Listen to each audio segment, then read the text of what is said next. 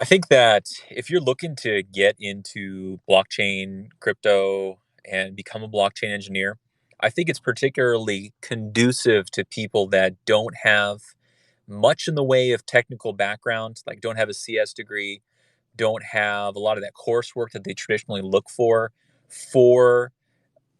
programmers, right? So because everything's so new in crypto, Bitcoin's 10 years old, Ethereum's 5 years old, and Solidity and all these things are just kind of getting started. They can't ask for 10 years of experience in something that hasn't been around for 10 years. So if you come in showing a competency in Solidity for, a few years, what are they going to say? They're going to ask, oh, well, are you going to be competent in other languages that may pop up that may be important to other elements of blockchain? And then you can say, yeah, and here's my GitHub and here's what I've been able to do in a short span of time. Because like it's in on the job freelance, it's like, oh, Python, then you're going to know this language. So watch some YouTube videos, take a look at some of these online textbooks, and you get caught up. So it's more, I would say, on the job adaptability and being able to be malleable to the different requirements if you do take that traditional employment. If you can, as you can see in the blockchain world, there's a lot of freelancing, remote work, and if there is blockchain in your city, then yeah, they may look for a straight up CS degree, a CS masters, um, but that's more like just to kind of check. I think if you can do the 9 to 5, can you meet deadlines? Can you demonstrate a competency of putting together useful bug free code that they could present as part of their front end and that investors will be happy with? So I just see a lot of people that are getting a lot of traction in the space that don't necessarily go the traditional route. They've dropped out of school for being lawyers. They dropped out of English, going to for a PhD, and just because they got so enthralled with the space, they decided to use the skills that they just naturally absorbed by watching YouTube videos to transition into being a blockchain engineer. Which, if you don't know, especially in California, is the hottest field of programming, right up there with cybersecurity, and you're seeing more and more programs offer something particular in blockchain. Um, there are different ways to get educated, and it's incumbent upon yourself if you want to get that education to invest in some time to find the best way of going about that.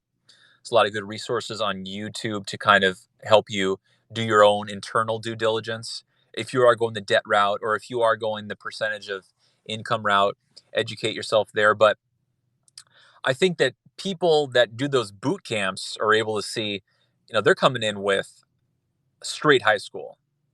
And a lot of these people are pulling in real numbers for straight programming jobs for skills they didn't have 6 months ago. So the nimbleness of being able to learn a bunch of code is what makes programming especially attractive if you can hack it with memorizing the codes and getting in there deep on the coursework. So it's not like medicine where you're in 10 years deep before you're picking up a scalpel, or in law where you got to pass a bar in California or New York, and that is by no means a foregone conclusion.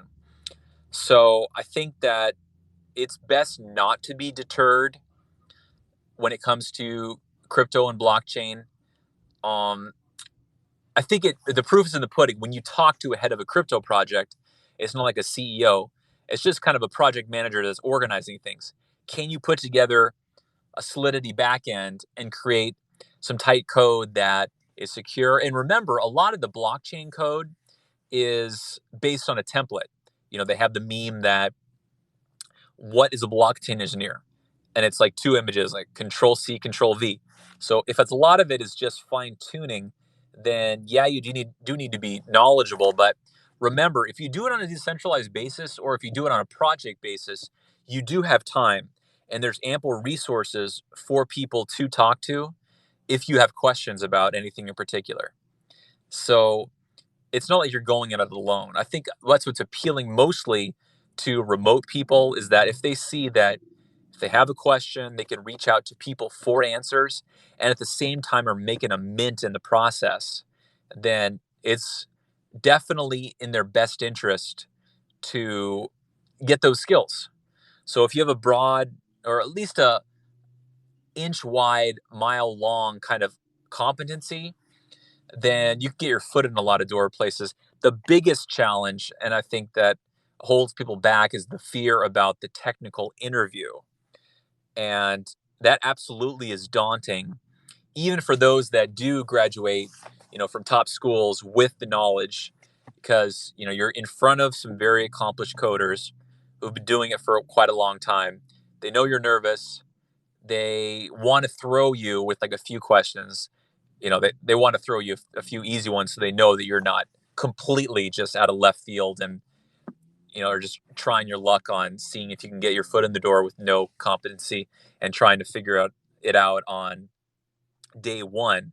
But that's what holds people back. And yeah, they are incredibly difficult based on where you go, but you're not going to be applying to Microsoft for a blockchain engineer after learning it for 6 months. So I would just encourage people out there that are interested in blockchain and are interested in crypto and the benefits that this career path offers, and say that just because you're not a Stanford computer science major, you don't fit in the traditional realm of exactly what a blockchain engineer is. Look at some of the leaders. Their educational backgrounds are mixed. They've had their varying life experiences. Some of them have done prison time. Some of them have been in different industries, have done well, haven't done well, and then came into this industry, and then you have like a B next to their net worth. So there's ample opportunity for people that are enthusiastic to put their foot in the door of blockchain